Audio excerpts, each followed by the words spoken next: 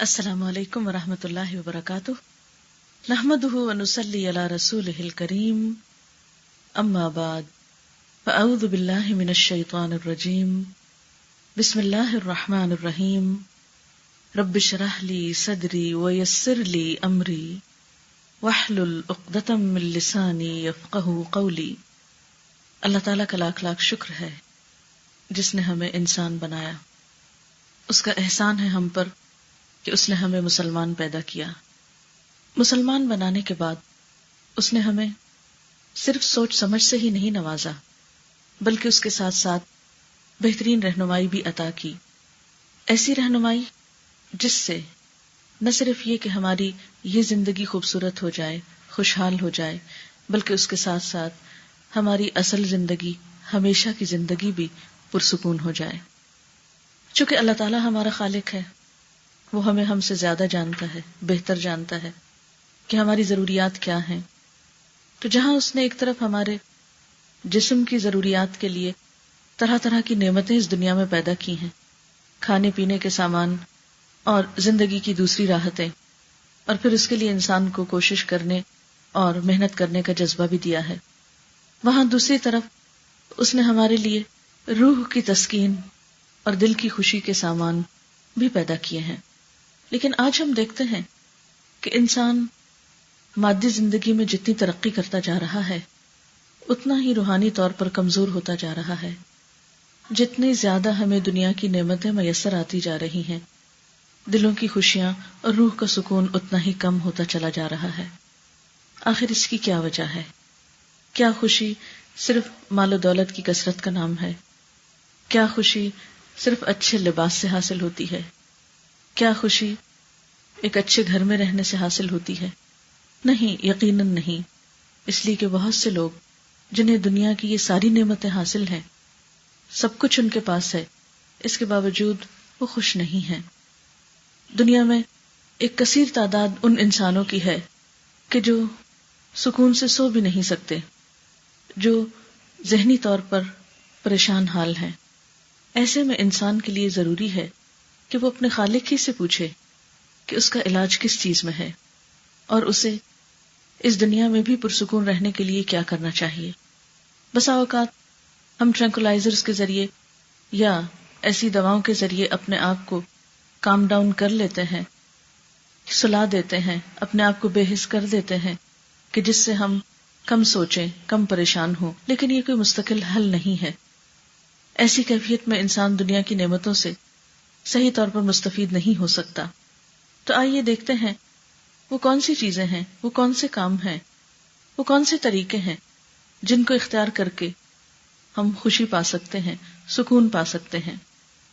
جب ہم قرآن پاک پر غور کرتے ہیں، جو کہ اللہ تعالیٰ نے انسان کے لیے ایک رہنمائی کی کتاب بنا کر بھیجا ہے، ذالک الکتاب لا ریب فیہ ھدی للمتقین، اس کے ساتھ ایک معلم بھی بھیجا رسول اکرم صلی اللہ علیہ وسلم کو، جنہوں نے آ کر خوشی کا راز اور پرسکون زندگی کا گر انسانوں کو بتایا اس کتاب کے ذریعے اور اپنی عملی زندگی کے ذریعے۔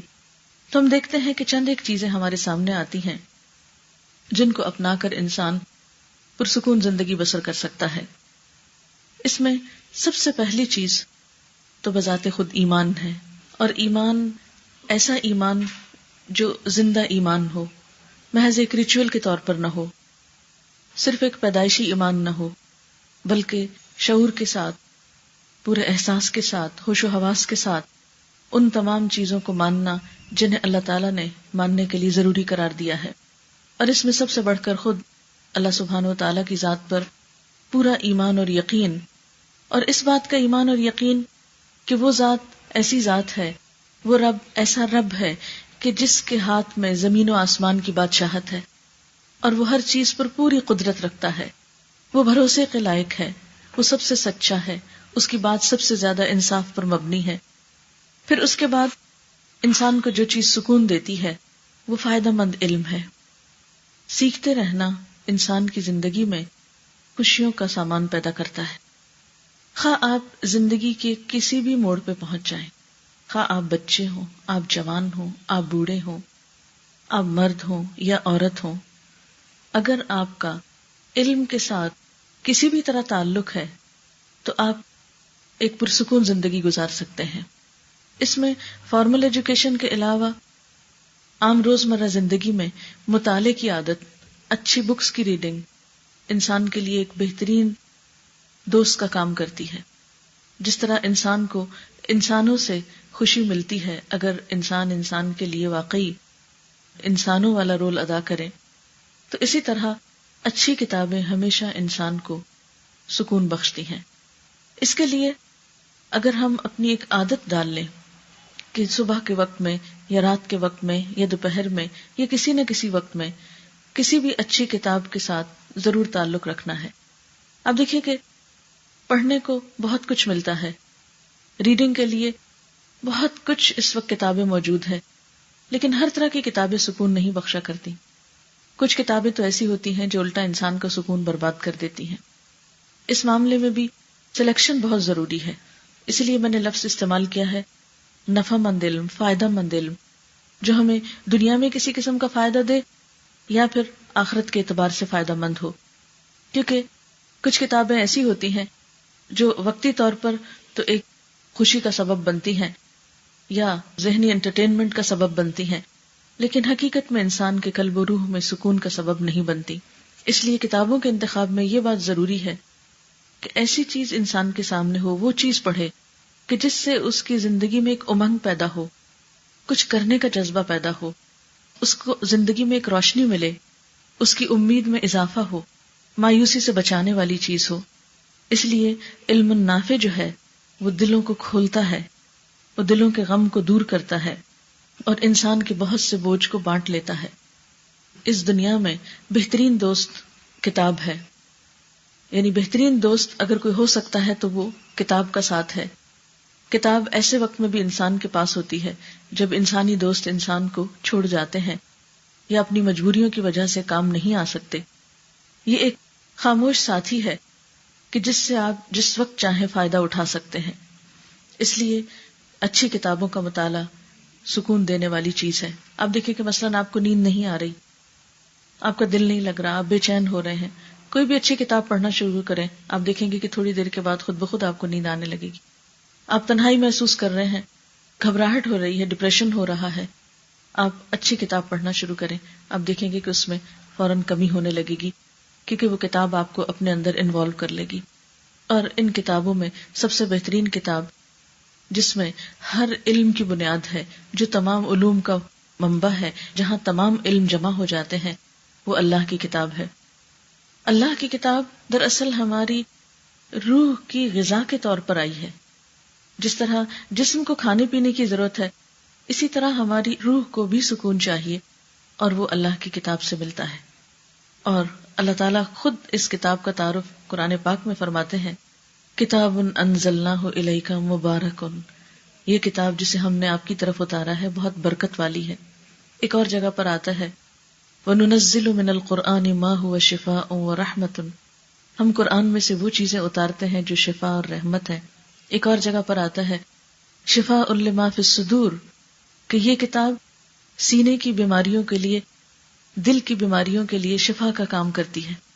تو گویا اللہ کی کتاب کا پڑھنا اور صرف تلاوت کرنا ہی نہیں بلکہ اس کو سمجھ کر پڑھنا انسان کے گہرے غم، دکھ اور ڈپریشن کا علاج ہے۔ یہ ایک ایسا تجربہ ہے جس کے کرنے کے بعد کوئی بھی شخص مایوس نہیں رہ سکتا، صرف اس کو آزمانے کی ضرورت ہے۔ اس کے بعد دوسری چیز جو انسان کے غم کو دور کر سکتی ہے وہ استغفار کی کثرت ہے، یعنی اپنے گناہوں کی معافی مانگتے رہنا۔ ہم انسان ہیں، کمزور ہیں، ہم سے خطائیں ہوتی ہیں، اللہ تعالیٰ کے حق میں بھی ہم سے کمی ہوتی ہے، اور بندوں کے حق میں تو نہ جانے کتنی دفعہ کمی ہوتی ہے۔ بعض اوقات ہم سے ایسی حرکتیں ہو جاتی ہیں کہ ہمیں احساس بھی نہیں ہوتا، اندازہ بھی نہیں ہوتا، اور دوسرا شخص اس سے دکھی ہو جاتا ہے۔ یہ ہم میں سے ہر ایک کا تجربہ ہے، اور ایسے میں جس شخص سے ہمیں تکلیف پہنچی ہوتی ہے اس کو جب احساس بھی نہیں ہوتا، ہم سے معافی کہاں مانگ سکتا ہے؟ یا اگر اسی طرح ہم کسی کے لیے دکھ اور تکلیف کا سبب بنے ہیں تو ہم بھی کسی سے معافی نہیں مانگتے۔ تو ایسے میں استغفار کی کثرت جو ہے وہ انسان کے گناہوں کو دھوتی ہے، انسان کی ایسے ہی غلطیوں کا ازالہ کرتی ہے، انسان کے دل سے بوجھ ہٹاتی ہے، اور انسان کو اللہ کے قریب کرتی ہے. اسی لیے حدیث پاک میں آتا ہے من لزم الاستغفار جعل اللہ لہ من کل ہم فرجا، جس نے استغفار کی پابندی کی اللہ تعالیٰ اس کے لیے ہر غم اور ہر فکر اور پریشانی سے نکلنے کا راستہ بنا دیں گے. نوح علیہ السلام نے اپنی قوم کو بھی اسی چیز کا وعدہ کیا تھا. فَقُلْتُ اسْتَغْفِرُوا رَبَّكُمْ إِنَّهُ كَانَ غَفَّارًا، میں نے اپنی قوم سے کہا کہ تم اپنے رب سے استغفار کرو، یقیناً وہ بہت معاف کرنے والا ہے. فائدہ تمہیں اس سے کیا ہوگا؟ یرسل السماء علیکم مدرارا، تمہارے لیے آسمان کو برسنے والا بنائے گا، یعنی خوب بارشیں برسیں گی، اور بارش جو ہے وہ اللہ کی رحمت کی علامت ہوتی ہے. اسی طرح وَيُمْدِدْكُمْ بِأَمْوَالٍ وَبَنِينَ، تمہیں مال اور بیٹوں سے نوازے گا. وَيَجْعَلْ لَكُمْ أَنْهَارًا، اور تمہارے لیے نہریں جاری کر دے گا. یعنی دنیا کی نعمتیں اور رحمتیں جو ہیں وہ کثرت استغفار سے آتی ہیں. جب کبھی دل میں کوئی دکھ، کوئی غم، کوئی ڈپریشن آنے لگے، فوراً استغفر اللہ شروع کر دیں. استغفر اللہ ربی من کل ذنب واتوب الیہ، اللہم اغفر لی ذنبی، اللہم اغفر لی. اور اگر عربی میں کوئی بھی نہیں آتی تو ہم اردو میں یا انگریزی میں اللہ تعالیٰ سے براہ راست اپنے گناہوں کی معافی مانگ سکتے ہیں کہ یا اللہ تو مجھے بخش دے، میری ان خطاؤں کو بھی جو مجھ سے ہو گئی انسان ہونے کے ناطے، ان غلطیوں کو بھی معاف کر دے کہ جو میں نے انجانے میں کی، ان گناہوں کو بھی معاف کر دے جو سب کے سامنے کیے، اور ان کو بھی معاف کر دے جو چھپ کر کیے. تو استغفار ایک ایسا علاج ہے انسان کے لیے قرآن و سنت کی روشنی میں کہ جو انسان کے بہت سے دکھوں، محرومیوں اور غموں کا مداوع ہو سکتا ہے. پھر اسی طرح استغفار کے علاوہ کوئی بھی اور ذکر، قرآن پاک میں اللہ تعالیٰ فرماتے ہیں الا بذکر اللہ تطمئن القلوب، سنو، خبردار رہو، اللہ کے ذکر سے دلوں کو اطمینان ملتا ہے، دلوں کو سکون ملتا ہے. بعض اوقات انسان جب بہت غم کی حالت میں ہوتا ہے تو ذکر کو بھی دل نہیں چاہتا.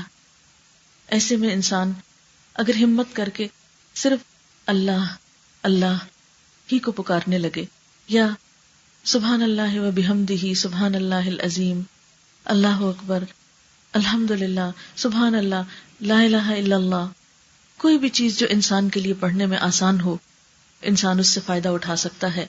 لیکن ذکر کی کثرت جو ہے یہ انسان کے دل کو روشن کرتی ہے، انسان کے دلوں کے بوجھ کو اتارتی ہے.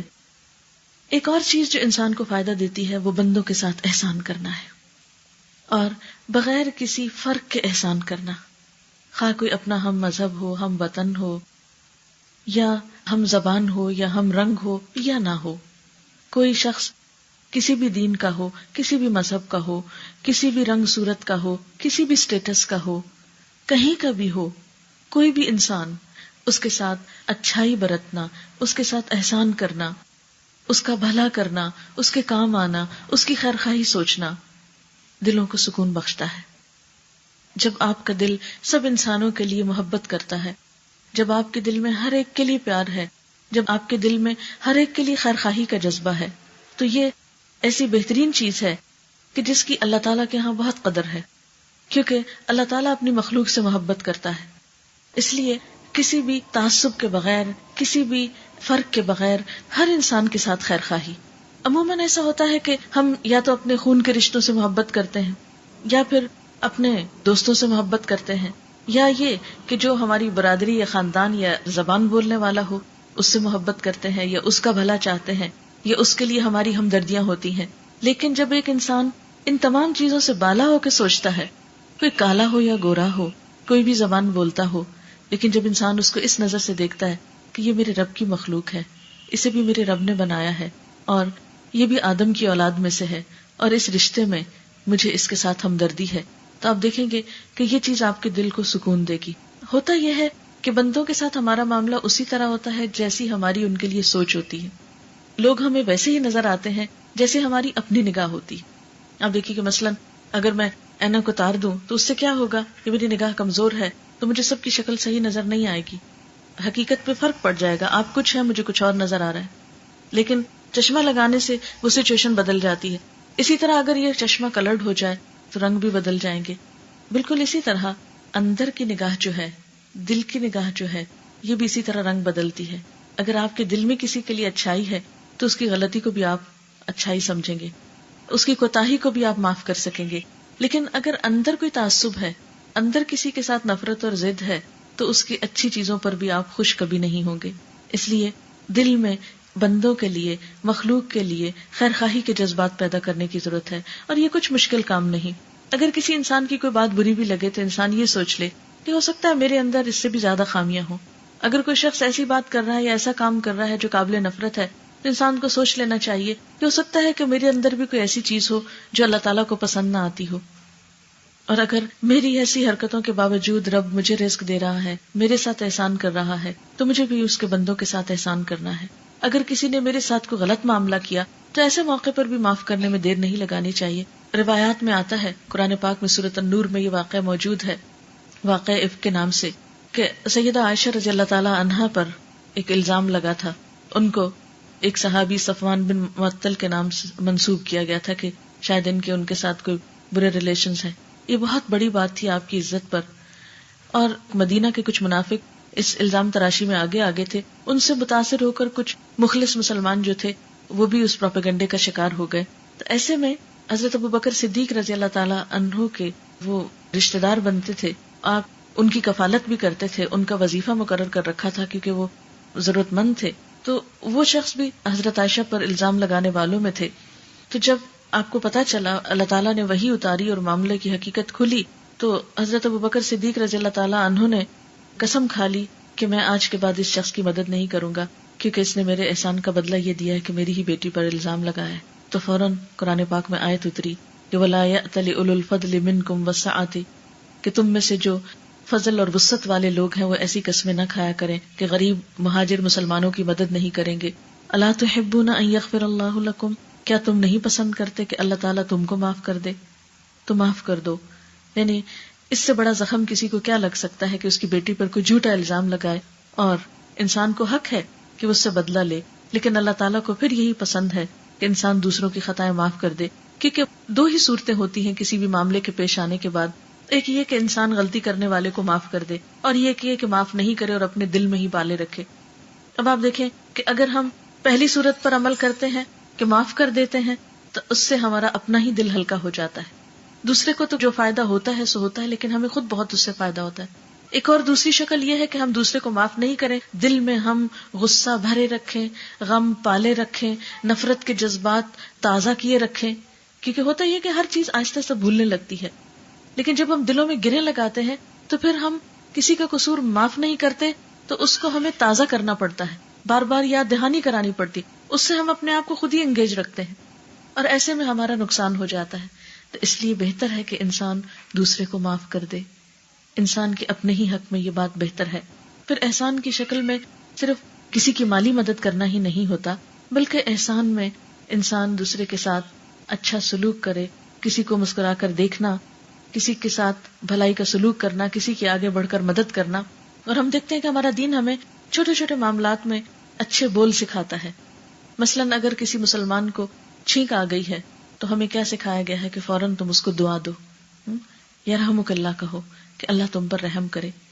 اسی طرح اگر کسی کو کوئی اچھی چیز ملی ہے تو اس کو مبارکباد دو، بارک اللہ فیکا، اللہ تمہیں اس میں برکت دے. اسی طرح مسلمان کا مسلمان پر یہ حق بتایا گیا ہے کہ جب وہ اسے دیکھے تو اس کو سلام کرے، اگر بیمار پڑ جائے تو اس کی عیادت کرے، اگر فوت ہو جائے تو اس کے جنازے پہ جائے، اس کے لیے بخشش کی دعا کرے. تو یہ چھوٹی چھوٹی چیزیں جن پر ہمارا کچھ بھی خرچ نہیں آتا. سلام کرنے پر کیا خرچ آئے گا؟ کسی کو اسمائل پاس کرنے میں ہمارا کیا خرچ آئے گا؟ کچھ بھی نہیں. اسی طرح اگر کوئی بیمار ہو گیا ہے اور ہم نے اس کا حال پوچھ لیا، یا ویسے ہی ملاقات کے وقت حال پوچھ لیا، تو ہمارا اس پر کوئی بھی خرچ نہیں آئے گا. کسی نے ہمیں سلام کیا تو ہم نے اس کا جواب دے دیا، تو دو لفظ ہی تو زبان سے بول رہے ہیں، ہم دن بھر پتہ نہیں کیا کچھ بولتے رہتے ہیں، لیکن اگر جواب دے کر ہم دوسرے کو خوش کر دیتے ہیں تو اس سے ہمارا کچھ بھی نقصان نہیں ہوتا.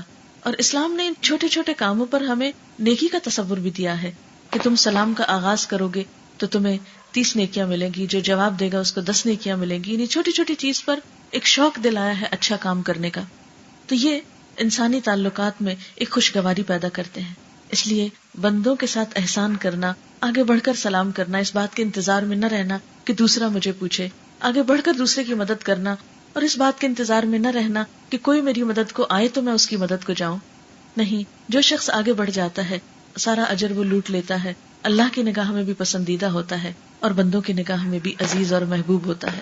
یہ نہیں ہو سکتا کہ آپ کسی سے ہمدردی کریں تو اس کے دل میں آپ کے لیے پھر جگہ نہ ہو۔ ٹھیک ہے، کچھ لوگ احسان فراموش ہوتے ہیں، لیکن سب ایسے نہیں ہوتے، اور اگر کوئی وقتی طور پر احسان نہ بھی مانے تو اللہ تعالیٰ اس کے لیے ایسی سچویشن ضرور پیدا کرتے ہیں کہ کسی دن وہ آپ کا احسان مانے۔ صرف صبر کی ضرورت ہوتی ہے، ایک وقت کے گزرنے کی ضرورت ہوتی ہے۔ نیکی ضائع نہیں جاتی، نیکی اپنا ایک وزن رکھتی ہے، نیکی اپنا ایک اثر رکھتی ہے۔ صرف ہم جلد بازی کرتے ہیں کہ اگر میں نے ابھی کسی سے اچھا کیا ہے تو فوراً ہی مجھ کو ریٹرن ملے۔ پھر اسی طرح انسان کو جو چیز سکون دیتی ہے اور جو چیز خوشحال اور خوشگوار زندگی کا سبب بنتی ہے وہ اس کی جرأت ہے، اس کی بہادری ہے۔ انسان کے دل کے اندر ایک عزم اور ایک پختہ ارادے کا ہونا انسان کے لیے بہت سی مشکلات کو آسان کر دیتا ہے۔ اب دیکھیے کہ خوف کیا چیز ہے۔ خوف باہر کی چیز نہیں، خوف ہمارے اپنے اندر کی چیز ہوتی ہے۔ مثلا بچوں کو جب تک آپ نہیں ڈراتے اندھیرے سے تو وہ نہیں ڈرتے، لیکن جو ہی آپ ان کو اندھیرے سے خوف دلاتے ہیں یا بلی سے ڈراتے ہیں یا کتے سے ڈراتے ہیں یا کسی جن سے ڈراتے ہیں تو بچے ڈرنا شروع ہو جاتے ہیں۔ اور اگر آپ نے ان کے دل میں خوف نہیں ڈالا تو وہ خوف زدہ نہیں ہوگے۔ جس چیز کا آپ کو علم نہیں، مثلا دیوار کے پیچھے کیا ہے، اگر آپ کو نہیں پتا تو آپ کے اندر کوئی خوف نہیں ہوگا، لیکن جو ہی آپ کو پتا چلے گا آپ ایک دم خوف زدہ ہو جائیں گے۔ تو اس خوف کا تعلق جو ہے وہ آپ کے اپنے اندر سے اور آپ کے علم سے اور آپ کے اپنے محسوسات سے ہوتا ہے۔ عموماً ہم بہت سی چیزوں کا ایسا خوف کرتے رہتے ہیں جس کی کوئی حقیقت نہیں ہوتی اور جس کے خوف کرنے کی کوئی ضرورت بھی نہیں ہوتی، اور اس خوف کو دور کرنے کے لیے سب سے مفید چیز اللہ کی ذات پر بھروسہ رکھنا ہے، ایک یقین کی کیفیت کا اپنے اندر ہونا ہے۔ پھر اسی طرح خوشحال زندگی کا ایک اور راز یہ ہے کہ انسان اپنے دل کو نفرت، حسد، عداوت اور بغض ان جذبات سے پاک کرے۔ جس طرح ہم اپنے جسم کی صفائی کرتے ہیں، جن لوگوں کو روز نہانے کی عادت ہوتی، اگر ایک دن وہ نہیں نہائے تو ان کو چین نہیں آتا، ایک بے چینی لاحق ہو جاتی ہے۔ حتیٰ کہ بچوں میں آپ نے دیکھا ہوگا کہ چھوٹے بچوں کو جو بالکل نیو بورن ہوتے ہیں، اگر آپ ان کو روزانہ نہلانے کے عادی ہیں اور وہ صاف رہنے کے عادی ہیں، اور اگر ایک دن آپ کسی مجبوری سے نہیں نہلا سکے تو بچہ سوتا نہیں ہے، یعنی طبیعت پہ اتنا فرق پڑ جاتا ہے۔ تو جس طرح ہم اپنے جسم کو دھوتے ہیں، صاف کرتے ہیں، جس طرح ہم اپنا لباس صاف کرتے ہیں، جس طرح ہم اپنے گھروں کو صاف کرتے ہیں، اسی طرح ہمیں اپنی روح کی صفائی کی بھی ضرورت رہتی ہے، اپنے دل کی صفائی کی ضرورت رہتی ہے، اور روزانہ دلوں کو صاف کرنے کی ضرورت ہوتی ہے۔ اگر ہم ایک عادت بنا لیں کہ رات کو سوتے وقت صرف ایک جملہ دہرا لیا کریں کہ آج کے دن میں جس کسی نے مجھ پر کوئی زیادتی کی ہے میں نے اس کو معاف کر دیا، میں اپنے دل میں کسی کے لیے نفرت نہیں رکھوں گی، میں اپنے دل میں سیاہ داغ نہیں پڑنے دوں گی، تو آپ دیکھیں گے کہ آپ کے اپنے ہی ساتھ کیے ہوئے اس عہد اور وعدے سے خود آپ کو ریلیف ملے گا، ایک سکون اور ایک خوشی کی کیفیت آپ کے اندر آئے گی، کیونکہ اس چیز کی قدردانی کرنے والا بھی موجود ہے، آپ کے ان الفاظ کو سننے والا بھی موجود ہے۔ لا تأخذہ سنۃ ولا نوم، جس کو نہ نیند آتی ہے نہ اونگ آتی ہے، آپ سو رہے ہوتے ہیں وہ ہمیشہ جاگتا ہے، اور آپ کے اندھیرے میں یا دن میں یا رات میں کیے ہوئے کسی بھی کام سے وہ پوری طرح واقف ہے۔ اگر کوئی انسان اس کام کی آپ کو جزا نہ بھی دے تو ہم تو مسلمان ہیں، آخرت پر یقین رکھتے ہیں، یہ یقین رکھتے ہوئے کہ میرے اس عمل سے میرا رب راضی ہوگا اور میرے اس عمل سے مجھے بہترین جزا ملے گی، تو انسان کے لیے یہ کام کرنا آسان ہو جاتا ہے۔ کیونکہ کسی کی نفرت دل میں رکھنا دراصل کیا ہے، ایک میل ہے۔ نفرت کو آپ ایک میل سے تعبیر کر سکتے ہیں، ایک سیاہ داغ سے تعبیر کر سکتے ہیں۔ جب نفرت آپ کے دل میں ہوتی ہے تو وہ داغ آپ پہ لگا ہوتا ہے، جس سے آپ کر رہے ہیں اس کو کیا فرق پڑتا ہے، اس کو تو مثلاً آپ کوئی بری بات بولیں گے یا آپ اس سے برا کریں گے تو اس تک اثر جائے گا، ورنہ تو جب تک آپ اپنے دل میں رکھ کے آپ گڑ رہے ہیں، جل رہے ہیں، تو آپ ہی کو تکلیف ہو رہی۔ اس لیے یک طرفہ طور پر ان چیزوں کو اپنے دل سے نکالنے کی کوشش کریں۔ اب دیکھیے کہ اگر ہمیں تھوڑا سا بھی ایکسٹرا بوجھ اٹھا کے چلنا پڑے تو ہم تھوڑی دیر کے بعد تھک جائیں گے، بالکل اسی طرح ہماری روح تھک جاتی ہے نفرتوں کے بوجھ اٹھا اٹھا کر، دوسروں کے ساتھ ضد اور عداوت کے بوجھ اٹھا اٹھا کر۔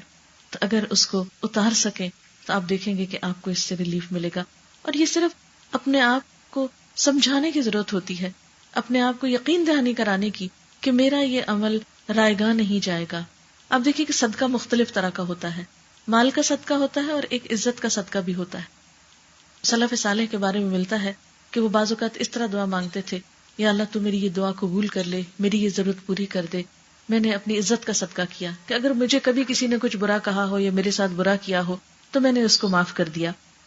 پھر اسی طرح جو چیز انسان کو خوشی بخشتی ہے وہ اپنی نگاہ، اپنی زبان اور اپنے دل کی حفاظت ہے. نگاہ کو ایسی چیزوں پہ پڑنے سے بچانا کہ جن کو دیکھنے سے اللہ تعالیٰ نے منع کیا ہے یا جن کا دیکھنا حرام قرار دیا ہے. اسی طرح زبان کو ایسی گفتگو سے بچانا کہ جس گفتگو کو اللہ تعالیٰ نے ناپسند کیا ہے، مثلا جھوٹ ہے، چغلی ہے، غیبت ہے، بد زبانی ہے، بد کلامی ہے، گالی گلوچ ہے.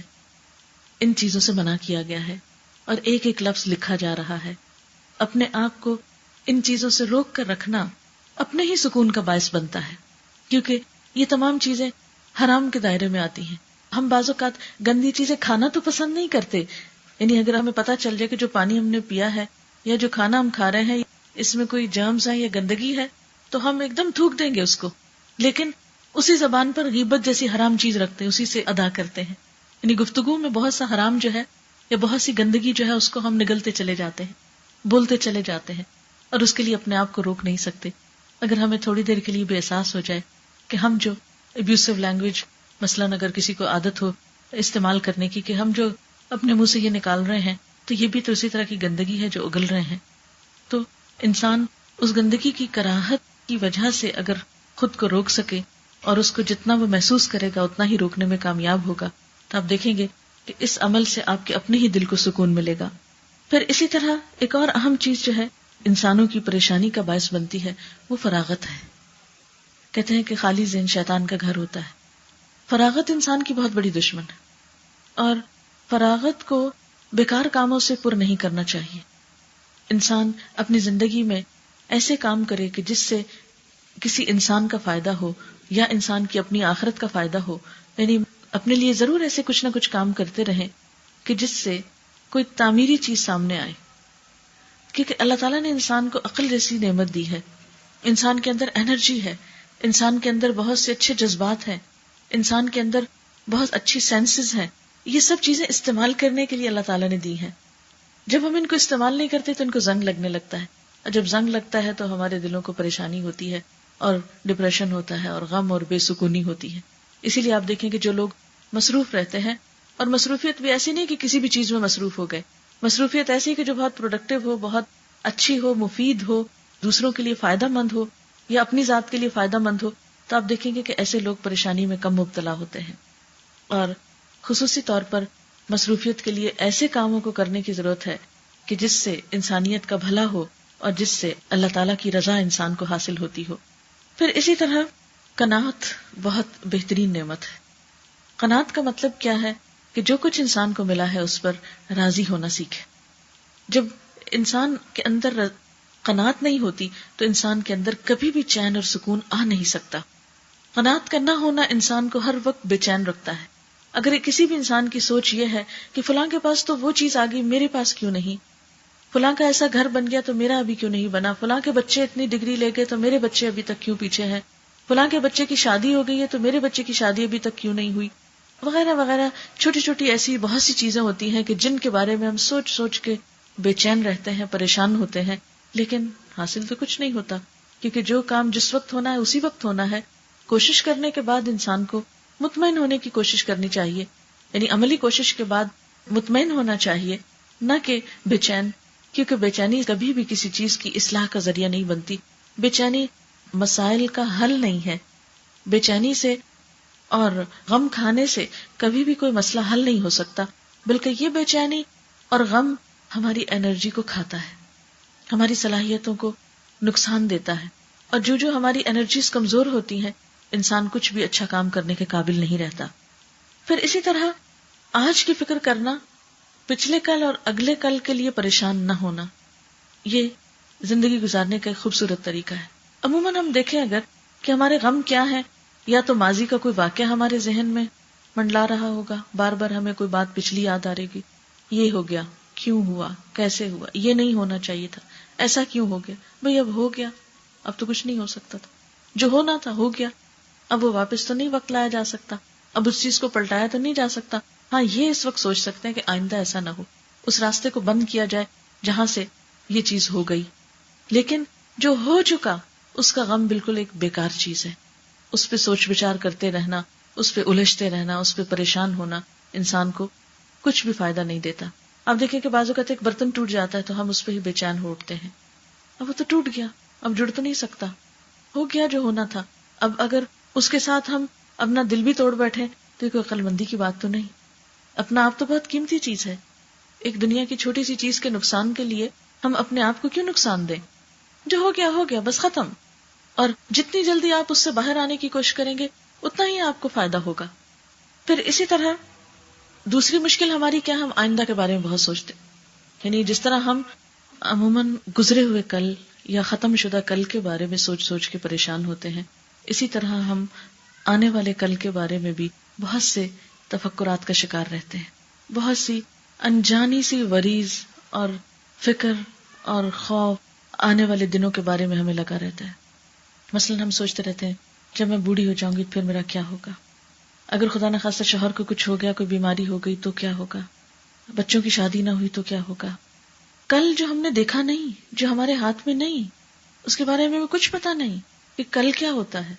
لیکن ہم انہونی باتیں یا وہ باتیں جن کا دنیا میں ابھی کوئی وجود نہیں، ان کو یاد کر کر کے تو غمزدہ ہوتے رہتے ہیں، پریشان ہوتے رہتے ہیں، فکر کرتے رہتے ہیں. ایسا کرنا انسان کو نقصان تو دیتا ہے، فائدہ کچھ نہیں دیتا. ایسے تمام امور کا علاج توکل میں ہے کہ انسان آنے والے خطرات کو سامنے رکھ کر پہلے سے پیش بندی کی کوشش کرے. لیکن ایک چیز یاد رہے کہ بہت سی چیزیں جو ہماری تقدیر کا حصہ ہیں ان کو ہم ٹال نہیں سکتے. مثلا موت کا ایک وقت مقرر ہے، آپ جتنی چاہیں فکر کریں، غم کریں، جب اس نے آنا ہے اس نے آ جانا ہے، اس نے پوچھنا نہیں ہے، انتظار نہیں کرنا. اسی طرح کچھ اور چیزیں بھی. تو ایسی چیزوں کے بارے میں دو کام ہمیں کرنا ہے. ایک تو یہ کہ جو ہمارے ہاتھ میں ہے اسے پوری طرح استعمال کریں، جو پریکاشنز ہم لے سکتے ہیں ان کو لیں، جو محنت ہم کر سکتے ہیں کسی بھی کام کو سنوارنے کی اس کو پورا کریں. اور اس کے بعد دوسری چیز یہ کہ اللہ تعالیٰ سے دعا کریں اور اللہ پر بھروسہ کریں اور معاملات اس کے حوالے کر دیں. کیونکہ جب تک انسان ایسا نہیں کرتا اس وقت تک انسان اس غم کے بوجھ سے آزاد نہیں ہو سکتا. اور اگر وہ بوجھ اٹھائے رکھے تو اپنا ہی نقصان ہے. اور یہ بھی ہو سکتا ہے کہ آپ کسی چیز کے بارے میں بہت ہی خوفزدہ رہیں، بہت ہی پریشان رہیں، اور جب وہ معاملہ پیش آئے تو آپ کو پتہ بھی نہ چلے کہ یہ ہوا کیا. وہ تو پتہ ہی نہیں چلا، میں تو بہت پریشان تھی کہ معلوم نہیں کیا ہوگا، اور وہ تو معاملہ آیا اور گیا. بعض اوقات کوئی بیماری آ جاتی، کوئی چھوٹی موٹی سرجری کرانی ہوتی، یا کوئی گھر میں چھوٹی موٹی تعمیر کرانی ہوتی ہے، یا کسی بھی چیز میں کوئی تبدیلی کرنا ہوتی ہے، یا کوئی سفر کرنا ہوتا ہے. تو آپ نے اکثر دیکھا ہوگا کہ لوگوں کو سفر کرنے سے پہلے خاص قسم کا خوف لاحق ہو جاتا ہے. پیٹ میں بل پڑنے لگتے ہیں کہ اب پتہ نہیں جس جہاز میں جاؤں گی وہ خدا نخواستہ کریش ہی نہ ہو جائے اس کا. حالانکہ اگر انسان سوچے تو دن رات میں کتنی اڑانے اڑتے ہیں جہاز، پوری دنیا میں ایئر ٹریفک جو ہے وہ آ رہی ہے جا رہی ہے. کبھی سال میں ایک آدھ کوئی حادثہ ہو گیا تو اس کی وجہ سے انسان اپنے آپ کو بلا وجہ میں پریشان رکھے اور سارے سفر میں اپنے آپ کو خوفزدہ رکھے تو یہ کوئی عقل مندی کی بات نہیں ہے. ایسے میں انسان کو یہ سوچنا چاہیے کہ اور بھی تو بہت سے لوگ ہر وقت سفر کر رہے ہیں اور خیریت سلامتی کے ساتھ پہنچ جاتے ہیں. یہ بعض اوقات کیا ہوتا ہے، کوئی رشتہ دار یا بچہ مثلاً آ رہا ہے، جب تک وہ چل کے گھر پہنچ نہیں جائے گا ہم ٹہلتے ہی رہیں گے، ہم کو چین نہیں آئے گا.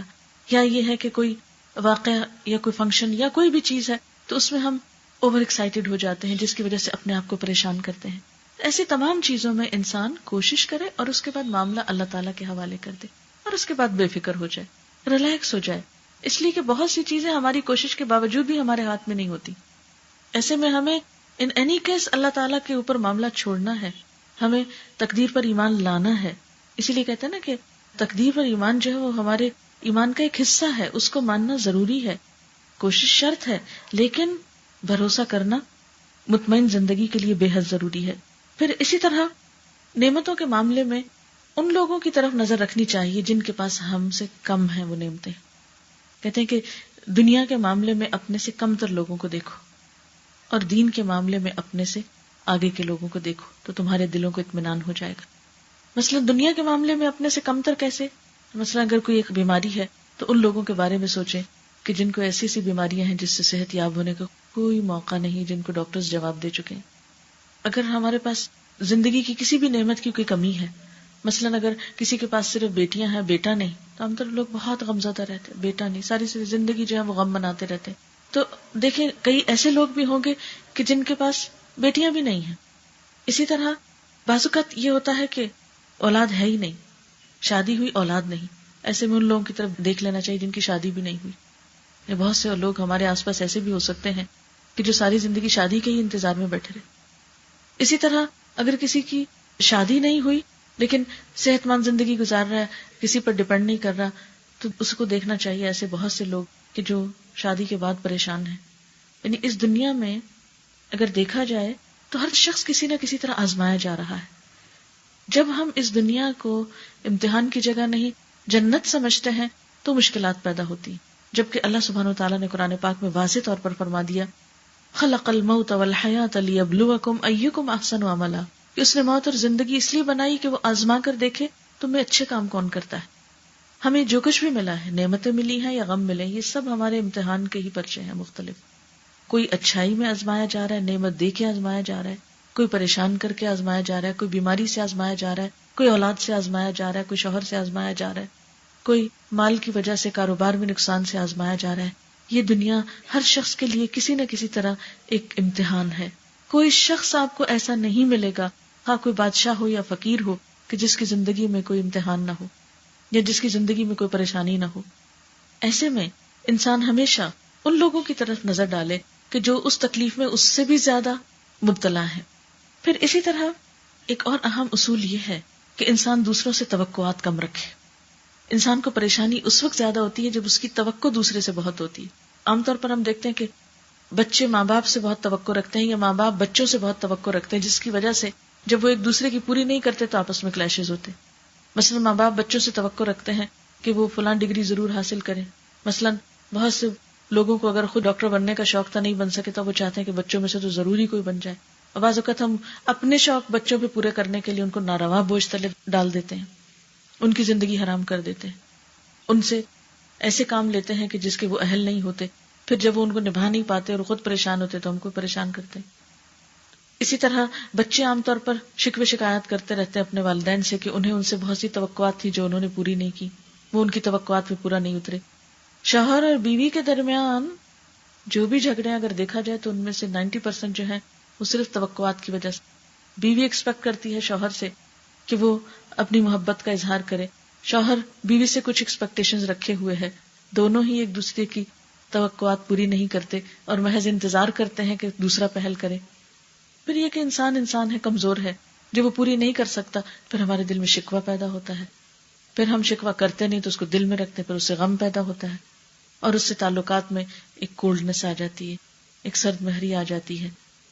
اور شیطان کا تو کام ہی کیا ہے کہ تھوڑا سا ایسا موقع اس کو ملے، وہ وسوسے پیدا کر کر کے اس رائی کو پہاڑ بنا دے اور زندگی کو دشوار کر دے. تو ایسی صورت میں یہ بہت ضروری ہے کہ انسان دوسرے انسانوں سے ان کی حیثیت کے مطابق ہی توقع رکھے. یہ تو بالکل ایسے نہیں جیسے اگر ایک شخص کے پاس 1000 روپے ہیں تو آپ توقع رکھ بیٹھیں کہ وہ لاکھ سے آپ کی مدد کرے. وہ کیسے کرے؟ اس کے پاس ہے ہی 1000. تو ہم میں سے ہر شخص کی لمٹس ہیں. اور عموماً ہوتا کیا ہے، اگر کوئی ہم سے اچھی طرح پیش آ گیا یا کسی نے ہم سے تھوڑی سی ہمدردی کر لی، ہم اس سے اب اتنی توقع رکھ بیٹھتے ہیں کہ شاید اس کے پاس کوئی جادو کی چھڑی اور سارے ہمارے مسائل حل کر دے گا. حالانکہ یہ ممکن نہیں ہوتا، انسانوں کے بس میں نہیں ہوتا. لیکن ہماری غلط توقعات ہمیں اس سے مایوس کرتی ہیں. جب ہم مایوس ہوتے ہیں تو پھر ہمارے دل ٹوٹتے ہیں، پھر ہم دوسروں کے بارے میں وہ زبان استعمال کرتے ہیں جو ہمیں نہیں کرنی چاہیے. تو عموماً جو خاندانوں میں یا رشتہ داروں کے درمیان تعلقات کی خرابی ہوتی ہے وہ اسی وجہ سے ہوتی.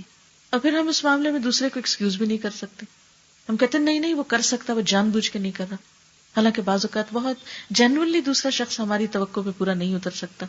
کسی کے یہاں بیماری ہو سکتی ہے، کوئی مجبوری ہو سکتی ہے، کوئی سفر ہو سکتا ہے، کوئی مصروفیت ہو سکتی ہے جس کی بنا پر دوسرا شخص ہمارے کام نہیں آ سکتا. اسی لیے اللہ تعالیٰ نے نیکی کس کو بتایا ہے، کس کا اجر اپنے پاس رکھا ہے. نیکی وہ ہے کہ جب کسی انسان کے ساتھ آپ احسان کریں تو اس سے بدلہ نہ چاہیں. نیکی کر دریا میں ڈال، اس کا بدلہ اللہ سے چاہیں. اگر وہ انسان جواب میں شکریہ کہہ دے تو وہ اس کی اپنی مرضی، لیکن شکریہ کی ڈیمانڈ رکھنا بھی درست نہیں کہ آپ ایکسپیکٹ کریں کہ دوسرا آپ کو ضرور تھینکس کرے یا دوسرا آپ کو ریٹرن میں اتنا ہی کچھ دے. مثلاً آپ دیکھیے کہ تحفے کا لین دین جو ہے محبت کو بڑھانے والی چیز ہے، لیکن جب سے تحفوں کا لین دین برابر کے بدلے کے طور پر ہوا یا ایکسپیکٹیشن کے ساتھ ہونے لگا تو وہ تحفے بھی ایک وبال جان بن گئے، بوجھ بن گئے. لے کر ایک پریشانی میں مبتلا ہو گئے کہ اب یہ کس دن لوٹائیں اور کیسے لوٹائیں گے، اتنی بڑی چیز واپس کیسے ہوگی، وہ خواہ ایک پریشانیوں میں اضافے کا ذریعہ بن گئی. وہی چیز جو خوشی اور محبت کا ذریعہ ہو سکتی تھی، وہی چیز تعلقات کی خرابی کا ذریعہ ہو گئی. پھر اسی طرح زندگی میں جب کوئی غم آئے تو اس کا کمپیریزن کریں ان خوشیوں سے جو اب تک آپ دیکھ چکے. کوئی نعمت چھن جائے تو ان نعمتوں کو اس وقت یاد کریں کہ جو آپ کے پاس ہیں. مثال کے طور پر اگر آپ کی نگاہ کمزور ہو گئی تو اب اس پہ غم کرنے کی بجائے یہ سوچیں کہ الحمدللہ میری زبان بہت اچھی چلتی ہے ابھی تک، یا یہ کہ میرے کان بہت اچھے سنتے ہیں، یا یہ کہ میرے پاؤں چلتے ہیں، میں کسی پہ ڈیپینڈنٹ نہیں ہوں. کوئی بات نہیں اگر نگاہ کمزور ہوگی، اتنے سال ٹھیک بھی تو تھی. تو اگر کوئی ایک چیز چلی جائے تو فوراً یاد کریں کہ ہے کیا کچھ میرے پاس. اس سے آپ کا غم ہلکا ہو جائے گا. آپ دیکھیے کہ غم اور دکھ کو جتنا ہم محسوس کریں گے اتنا ہی وہ ہم پہ طاری اور حاوی ہوتا چلا جائے گا. بہت سے لوگ جب ان پہ غم آتا ہے وہ پرواہ نہیں کرتے تو وہ غم بھی ناغم ہو جاتا ہے یا بے غم ہو جاتا ہے. مثلاً آپ دیکھیں اس کو آپ یوں پہچان سکتے ہیں جیسے بازو کا سردی ہوتی تو کچھ طبیعتیں ایسی ہوتی ہیں کہ جن کو سردی بہت لگتی ہے، وہ تھوڑا سا بھی موسم بدلے تو بیمار پڑ جاتے ہیں کیونکہ وہ سردی محسوس کرنے کی جسم میں اس کی صلاحیت بہت ہے. اسی طرح کچھ لوگ بہت زیادہ اپنے آپ کو سینسیٹیو بنا دیتے ہیں، چھوٹی سی بات کو اتنا زیادہ محسوس کر لیتے ہیں کہ بیمار پڑ جاتے ہیں. تو یہ جو اوور سینسیٹیو ہونا ہے یہ کوئی خوبی نہیں ہے، یہ اپنے ہی حق میں نقصان دہ ہے. اللہ تعالیٰ نے ہمیں سینسز دی ہیں محض اپنی ذات کے لیے سینسیٹیو ہونے کے لیے نہیں، وہ سینسز دی ہیں کہ ہم کوئی اچھے تعمیری کام کریں، اپنے آپ کو کسی کام میں لگائیں. جب ہماری یہ صلاحیتیں کسی چیز میں لگنے لگتی ہیں تو پھر بہت سی باتیں ہمارے اوپر اثر بھی نہیں کرتی، کیونکہ ایسا انسان اپنے احساسات کو کسی اور چیز میں استعمال کر رہا ہے.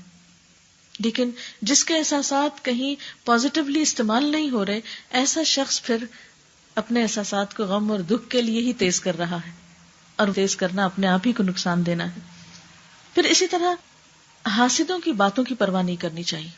ایک اور اہم زندگی میں اصول بنا لیں کہ جو لوگ آپ کی کسی نعمت سے حسد کرتے ہیں ان کی تنقید کی پرواہ نہیں کریں. اور یہ ہر انسان کے ساتھ ہوتا ہے، جیسے آپ صلی اللہ علیہ وسلم نے فرمایا ہر صاحب نعمت حسد کیا جاتا ہے. اور حسد عام طور پر کون کرتے ہیں؟ جو آپ کے لیول کے لوگ ہوتے ہیں. جو آپ سے اونچے ہوتے ہیں ان کو آپ سے حسد نہیں ہوتا کیونکہ ان کے پاس بہت کچھ ہے، وہ آپ سے کیوں حسد کریں. اور اسی طرح اس سے بڑے لوگ بھی نہیں کرتے اور چھوٹے بھی نہیں کرتے عموماً. لیکن حسد کہاں ہوتا ہے؟ زیادہ جہاں برابری ہوتی، جہاں مقابلے کی ایک کیفیت ہوتی ہے. اب یہ جو مقابلے کی کیفیت ہے یہ عام طور پر مثلاً ایک جیسے رشتوں میں جیسے بہن بھائیوں میں ہوتا ہے. اور بہترین مثال حضرت یوسف علیہ السلام کا واقعہ ہے کہ ان کو دوسرے بھائیوں کے مقابلے میں زیادہ نعمتیں ملی تھی تو بھائی ان کو دیکھ کر رہ نہیں سکتے تھے کہ باپ کی توجہ اس کی طرف ہو گئی ہے. تو پورا قصہ ہے قرآن پاک میں اس سلسلے میں کہ پھر ان کے ساتھ کیا ہوتا ہے اس حسد کی وجہ سے. بالکل اسی طرح عام طور پر حسد پایا جاتا ہے خاندانوں میں. مثلاً دیورانی جٹھانی ہے، وہ رشتہ ایسا ہے کہ اس میں خاموش کمپٹیشن چلتا رہتا ہے. اس کے بچے نے وہاں داخلہ لے لیا، اس کو یہ مل گیا، وہ ایک کولڈ وار جاری رہتی ہے اندر ہی اندر مقابلے کی. تو وہاں پر حسد ہوتا ہے. بعض اوقات پروفیشنز میں حسد ہوتا ہے. مثلاً آپ کہیں پر جاب کرتے ہیں یا ایک خاص آپ کے پاس پروفیشن ہے تو آپ کے ساتھ والے لوگ جب آپ کی پروموشن ہوتی ہے تو وہ آپ سے جیلس ہو جاتے ہیں کہ یہ کیوں آگے بڑھ گئے، یا آپ کو کہیں سے توجہ ملتی ہے یا کسی کی فیور ملتی ہے تو ان کو اچھا نہیں لگتا. اب وہ آپ کی تعریف نہیں کر سکتے، یعنی تعریف آپ کے بڑے کریں گے، چھوٹے کریں گے، کوئی اور کریں گے، لیکن وہ نہیں کریں گے. مثلاً اگر صاحب کو ترقی ہوئی ہے تو سروینٹس تو نہال ہو رہے ہوں گے خوش ہو کر، لیکن ان کے کولیگز اس پر کبھی خوش نہیں ہوں گے. تو ایسی صورت میں انسان کبھی بھی حاسدوں کی باتوں کو دل پر نہ لے. ایک کان سے سنے دوسرے سے نکال دے، کیونکہ وہ تعریف کی بجائے تنقید کر کر کے ہی پریشان کرنا چاہیں. انسان اپنے دل کا کنٹرول ان کے ہاتھ میں نہ دے کہ وہ آپ کو پپٹ بنا لیں، جب چاہے بٹن پریس کر کے آپ کو جلائیں، آپ کو تکلیف دیں، آپ کو پریشان کریں. ان کی باتوں کو سنے انسنے کر دیں گویا آپ کو پتا ہی نہیں کہ وہ کیا کہہ رہے ہیں. اور اس میں بھی آپ دیکھیں کہ بہت سے لوگ آپ کے خیر خواہ بھی ہوتے ہیں، آپ کے ساتھ اچھی بات بھی کرتے ہیں. تو ہم ایسا کیوں کرتے ہیں کہ 100 لوگ اگر ہمارے ساتھ اچھے ہیں اور ایک اچھا نہیں تو ہم 100 کی اچھائی کو بھول کے ایک کی برائی کو اپنے دل پہ لے کے تو رونا دھونا شروع کر دیں اور اس پہ پریشان ہو جائیں اور اپنا کام چھوڑ بیٹھے. تو ایسے میں جب بھی کسی کی طرف سے کوئی مخالفت سامنے آئے، کوئی مقابلے کی کیفیت سامنے آئے، کوئی ناروا قسم کی باتیں آپ کے اوپر ہوں، کوئی الزام تراشی ہو، تو فوراً سوچئے کہ یہ شخص ہے کون جو ایسا کر رہا ہے. اور اگر وہ ان لوگوں میں سے ہے جو آپ سے حسد کرنے والے ہیں تو اس کو معاف کر دیجئے، کیونکہ اس کی مجبوری ہے یہ، اور اس سے آپ مطمئن ہو جائیں گے، ریلیکس ہو جائیں گے۔ پھر اسی طرح پرسکون اور مطمئن رہنے کا ایک اور راز یہ ہے کہ انسان آج کا کام کل پہ نہ ڈالے، جو آج کی ذمہ داری ہے وہ آج پوری کر لے۔ مثلاً آپ خواتین اگر گھر میں کچھ کام ہے، کچن میں کام ہے، تو اگر کوئی بھی چیز رات کو ادھوری چھوڑ کے سوتے ہیں، مثلاً برتن ہی چھوڑ کے سو گئے، یا کوئی بھی مثلا ٹیبل پہ ہی برتن رہ گئے، یا کچھ اٹھوائے نہیں، کیا نہیں کام، تو اس سے کیا ہوگا، وہ دل پہ ایک بوجھ ہوگا۔ آپ سوئیں گے بھی تو خواب میں آپ کو کیا آئے گا، وہ کام رکھا ہوا ہے، تو وہ ایک مستقل طور پر کام کی وہ جو پنچ ہوتی ہے وہ پیچھے رہتی ہے۔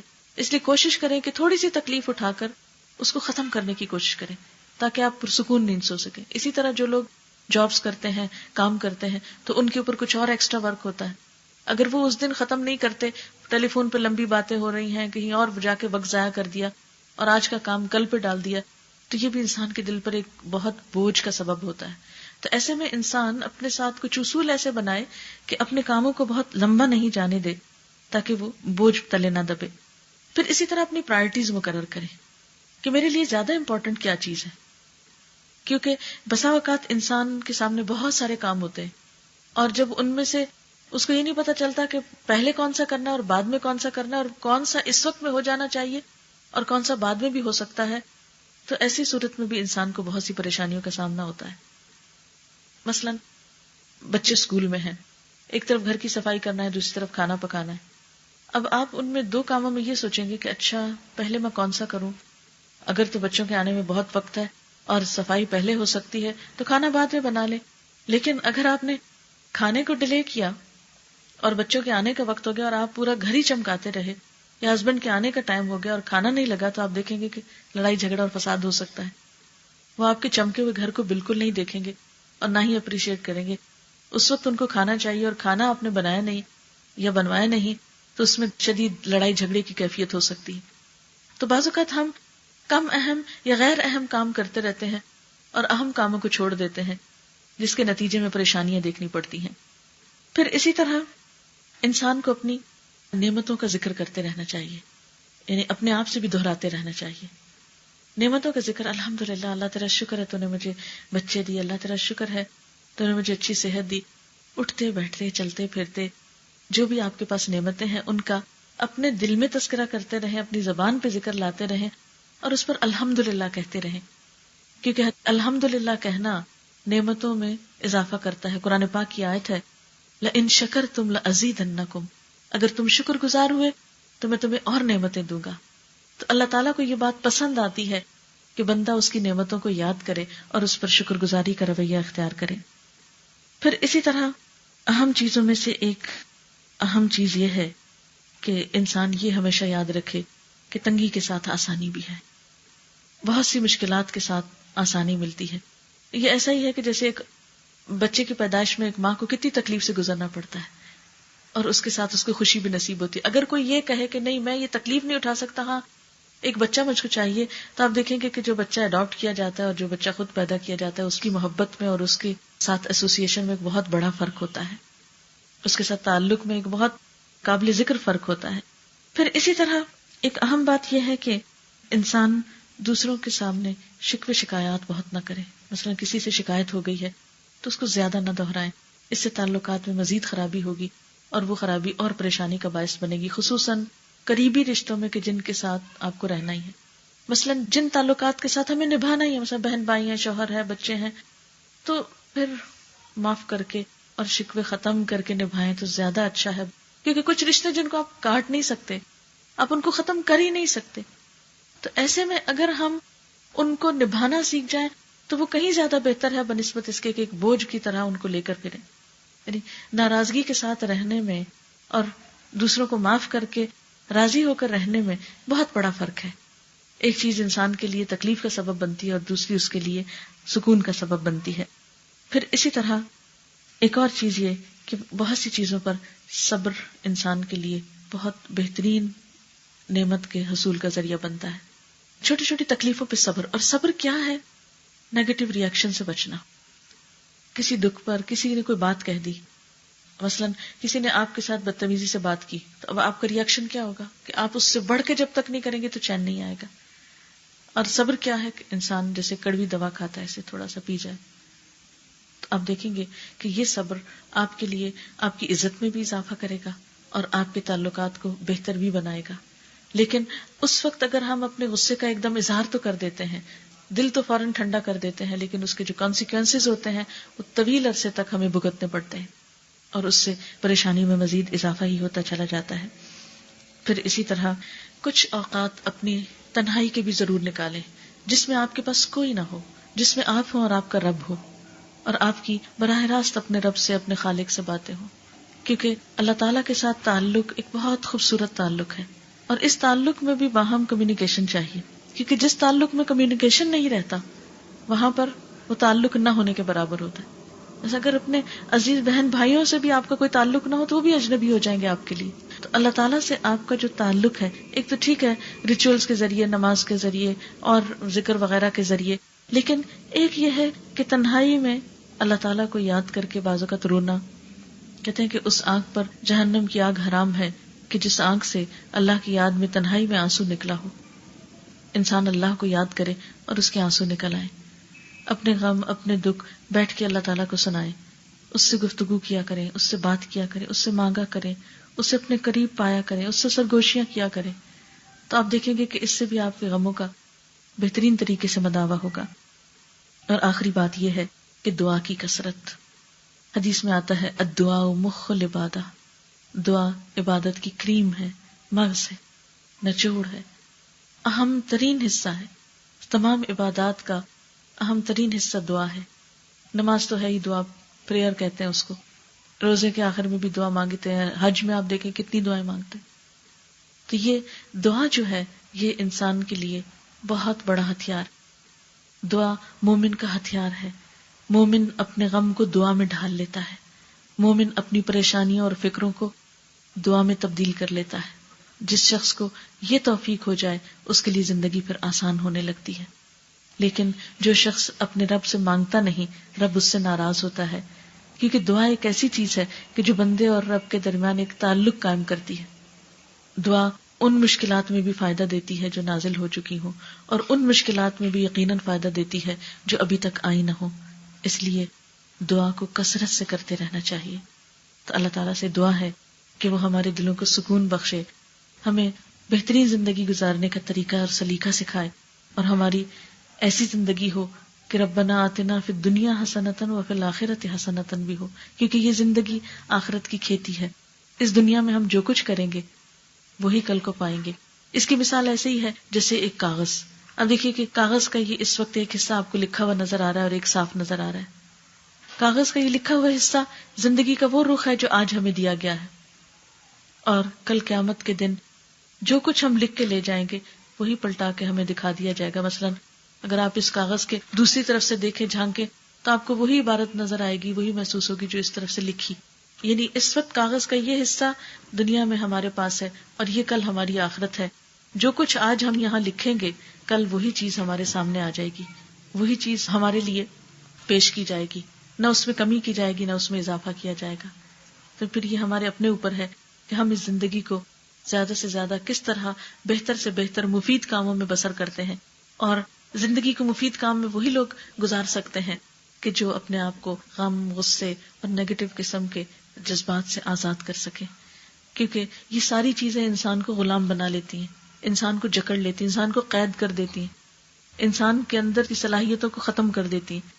لہٰذا اگر ہم یہ چاہتے ہیں کہ ہم اپنے آپ کو فائدہ پہنچائیں تو اس کے لیے ہمیں اپنے لیے خود سٹرگل کرنی ہوگی.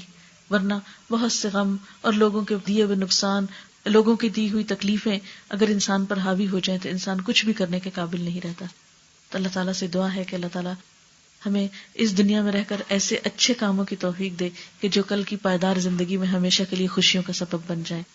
وآخر دعوانا ان الحمد للہ رب العالمین. دعا کر لیتے ہیں. سبحان اللہ والحمد للہ ولا الہ الا اللہ واللہ اکبر ولا حول ولا قوة الا باللہ العلی العظیم. اللہم صل علی محمد وعلی آل محمد كما صليت على إبراهيم وعلى آل إبراهيم إنك حميد مجيد اللهم بارك على محمد وعلى آل محمد كما باركت على إبراهيم وعلى آل إبراهيم إنك حميد مجيد ربنا آتنا في الدنيا حسنة وفي الآخرة حسنة وقنا عذاب النار ربنا لا تزغ قلوبنا بعد إذ هديتنا وهب لنا من لدنك رحمة إنك أنت الوهاب ربنا هب لنا من أزواجنا وذرياتنا قرة أعين واجعلنا للمتقين إماما.